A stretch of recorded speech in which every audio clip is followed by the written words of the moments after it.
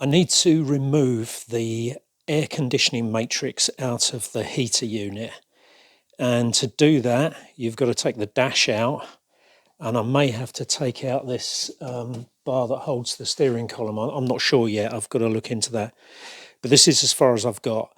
Now, I haven't videoed me doing all the steps because quite honestly, it was pretty much exactly as per the Haynes manual. I just followed the instructions. But I did want to point out a couple of things. There was I didn't think I had this thing called a solar sensor, which is right at the front of the dash, just under the windscreen, under the sort of the furthest part, the shallowest part of the windscreen. And as I tried to pull the thing out, it wouldn't come. And that was one of the reasons, because the solar sensor was still connected. So it says in the manual, if you've got a solar sensor, prise it out of the dashboard and then disconnect the plug. I didn't think I did have, but anyway, I did. So watch out for that one. The other thing is that the plug that plugs into the back of the controls that are between the heater vents, I'll show you. So you'll be familiar with this. There's these controls and there's a plug in the back. That plug, I disconnected it. I'd taken out the vents and all the controls. But what I hadn't appreciated was that they were held down on a clip actually onto the dashboard. So I was thinking as I pulled it out, the cable would just slide through, but in fact it was held by a clip, and that was holding me back. So I had to prise the clip out of the dashboard. So other than that, I would say it's pretty much as per the book. I'll pick up again when I've done a bit more and decided what I'm going to do about the getting the heater unit out. Now, the reason I'm showing you this is because my theory is that you may have to change an air conditioning matrix, or maybe even a heater matrix, although I'm hoping not to have to go that far. But if you had to change an air conditioning matrix, then you're going to have to do pretty much what I've done so far. A bit more progress. So you can see I've dropped the steering column. To get this crossbar out, this one that goes right across, there are nuts there and there. There's the same thing on the other side. Then there are nuts or bolts actually go through here, and same on the other side, and you can see there's another one down the bottom there, and again same on the other side. So they've got to come off. Then there was a bolt, which this one's really strange. It went through this firewall, and you can see the bolt hole just there. So the long bolt go through there and into the bottom of the plate that holds the steering column, and I believe that's part of the whole thing. Then it's never ending, this. Then there's a bolt down there, you can see it just there, that goes onto the side of the heater housing. There's another bolt here that goes onto the side of the fan housing. And then this brace bar that comes downwards had a bolt through that, so that had to come out as well. I'm hoping that's it. If I find any more, I'll let you know. I did, oh no, there are, that's right, I did see that in the manual. There's a bolt there, that's got to come off, and I think there's one exactly the same the other side. This is the day after I started recording this, and actually I looked in the manual, saw those bolts mentioned, but I couldn't find them. And now coming out today, I can see them. So there's one there under that cabling.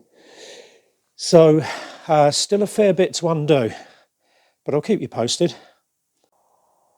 Well, it didn't take me long before I ran into problems. So you can see I couldn't get the Torx spanner onto the end of that bolt down there. So you can see that I've had to notch the plastic ducting sort of next to it, and I just did that very carefully with my Dremel, because you can see there's a massive bundle of wires right next to it, and if I had hit that, I could have been in really big trouble. So you might want to carefully notch that out. I have no idea how this was assembled in the factory. The only thing I can think is that the heater system went in with this crossbar, because I can't see how you can get a spanner onto the back of that. But anyway, I've overcome the problem with my Dremel.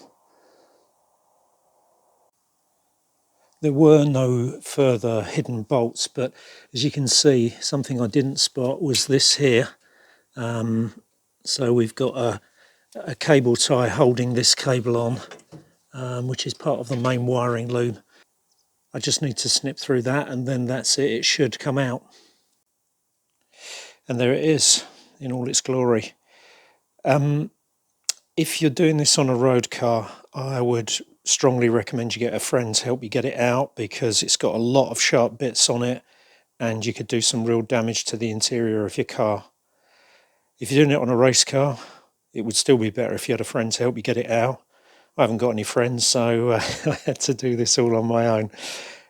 It doesn't weigh that much. It's surprising. I think it probably weighs about 5 kilos. I will try and weigh it, but judging by my calibrated arm, I would say about 5 kilos. Now I have that out, I'll move on to working on the heating unit. As you can see, I've got the unit out. Now, a couple of things to note. The first one is there's a final Torx bolt. I'll show you where it is. It goes through there, and there's a cap that looks like this one. My one's fallen down under the car, but it looks like that one, but it's slightly bigger, and it covers that area there, and behind that you just prise that off, and behind that there's a Torx bolt that goes into the back of the heater unit. I think that was the last thing that was holding it in. I had to take off this rubber grommet thing that goes around all the pipes. So where the pipes go through the bulkhead, there's a rubber grommet thing that goes on this side. The other thing was that as I spun the thing round to lift it out, it deposited all the remaining water inside my car, which I suppose is inevitable. But there was one thing. I started to unhook all of the wires, all this cabling that goes around the heater unit. It goes round here, it connects up to these actuators, another actuator there, and then a final one comes over here onto this actuator on the top of the fan unit. You don't need to, because this plugs directly into the climate control, on the dashboard. So that plugs in. There is another plug that goes into the climate control on the other side of it. Obviously, there would have to be, otherwise this would all be in isolation. But yeah, so you don't actually need to unhook all of this around here. So that might save you a bit of time. As you can see, I've got the the air conditioning matrix out. It just drops in to this slot here. It's got a lot of mess on the edge there. So it was just dropped in there like that. And I had to free this up from the grommet on this side, these pipes, and then just lift it out. Something worth mentioning is the way the casing splits. If I put it back, you can see that it actually splits through these foam sealers, and I've actually torn this side while I was undoing the screw. So you need to undo a few screws there, and one that side there. And what I did was I then just put a very sharp Stanley knife through the foam. I've seen other people using heat guns and heating it up and peeling it off. I didn't fancy that. That's the sort of thing that I would really mess up. So I did that, and by the time I've got it all back together, and if I want, I can put a little smear of some sort of rubber glue, between the two if I want to, but it'll be good enough for me. So that's pretty much it. I'm just wondering if there's any other opportunity to lose more weight, but I don't think there is. Originally, I thought I might be able to remove all this casing off the back, but you can't do that because that's the main duct work for the from the fan motor over on the other side over there. It comes through this ducting and then through, so there's no opportunity there. So I think I'm going to have to go with it as it is. I'll be interested to weigh the air conditioning matrix. Feeling is it's about 3 or 4 kilos, I reckon. Yeah, about that, about 3 or 4 kilos. Okay, I'll start to put it all back together. That's it all back together. The glue seems to have worked on the foam, so that's good. So I just need to put it back in, but before I do that, I've got some other things to do. So I think what we'll do is we'll end this video here because it has demonstrated how to get the heater unit out, and if I run into any problems putting it all back together, I'll let you know then.